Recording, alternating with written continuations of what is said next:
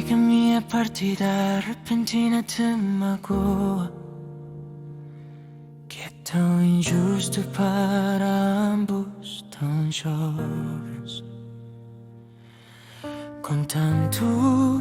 futuro pela frente. Sei que vais sentir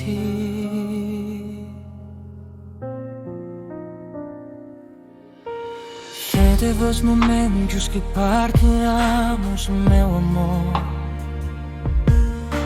Mas lembra-te, já não estou a sofrer, já não estou sob pressão. Sinto verdadeira paz.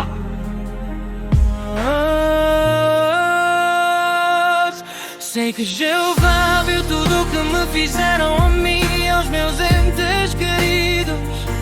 Sei que Jeová vê como está a sofrer por causa dessas pessoas, mas que tanto mal causaram. Jeová vingará-se por mim e pelos meus entes queridos. No tempo dele que não está longe,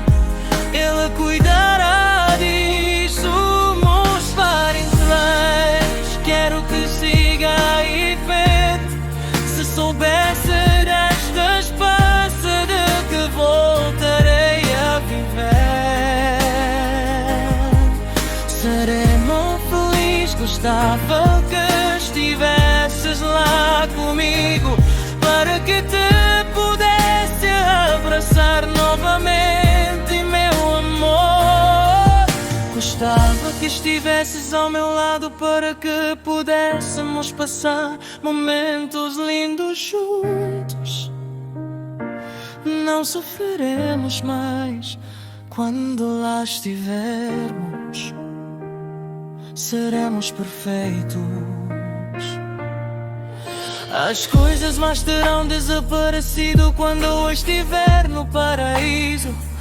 Haverá apenas verdadeira alegria. Só espero que chegue o dia em que te possa vir ter encontrar, meu amor. Cemburu akan capai yang ketanhan Kongฉันทำให้คุณเจ็บปวดมันไม่ยุติธรรมกับเราทั้งสองคนเลยคุณยังเด็กและมีอนาคตที่สดใสอยู่ข้างหน้า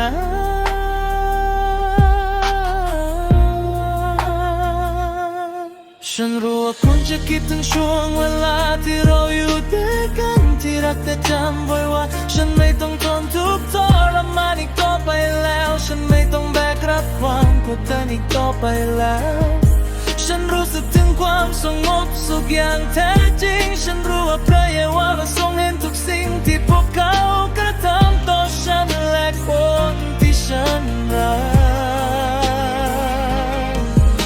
ฉันรู้ว่าพระเยโฮวาห์ทรงเห็นว่าคุณเป้าให้คุณทรมานเพราะคนชั่วเหล่านั้นที่ทำร้ายคุณมากมายพระเยโฮวาห์จะทรงแก้แค้นแทนฉันและคนที่ฉันรักในเวลาของเรา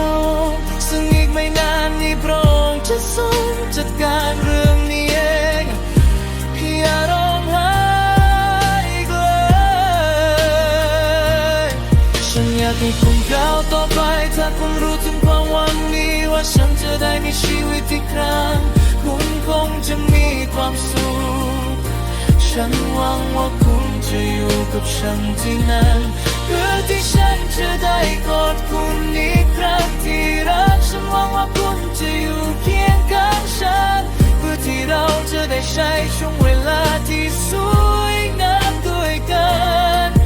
เราจะไม่ต้องทนทุกข์ทรมานอีกต่อไปเมื่อเราอยู่ที่นั่นเราจะสมบูรณ์แบบสิ่งเลวร้ายจะหายไปเมื่อฉันอยู่ในสวรรค์จะมีแต่ความสุขที่แท้จริงฉันหวังว่าวันนั้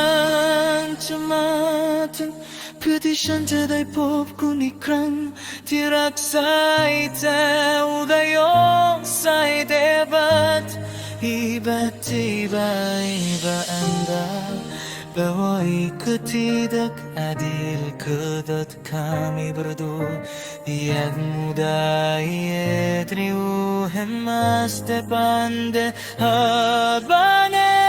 Aku tahu kau akan merindukan saat-saat yang kita lalui bersama sayangku. Tetapi ingatlah, aku tidak lagi menderita, aku tidak lagi berada di bawah tekanan. Aku merasakan kedamaian sejati, aku tak.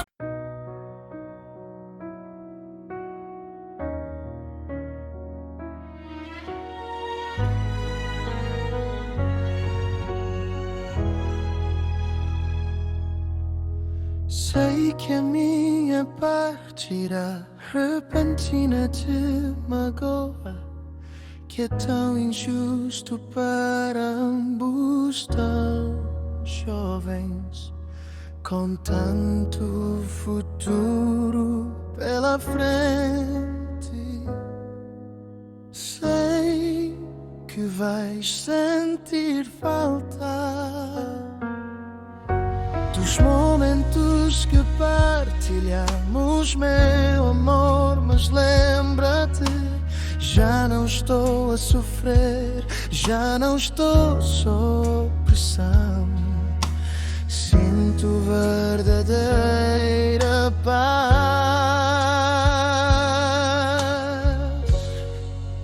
Sei que Jeová viu tudo o que me fizeram a mim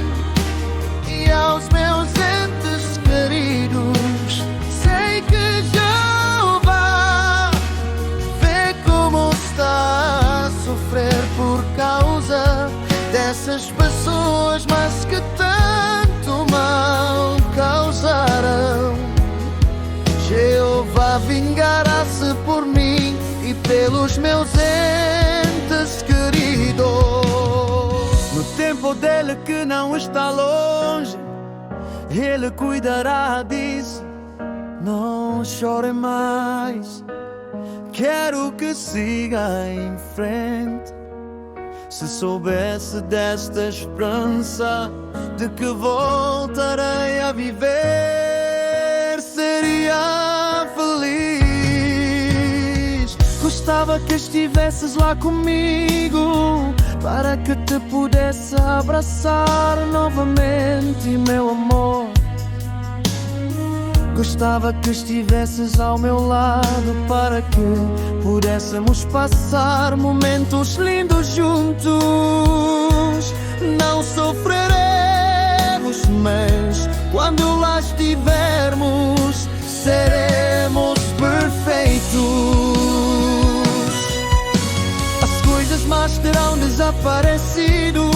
Quando estiver no paraíso, haverá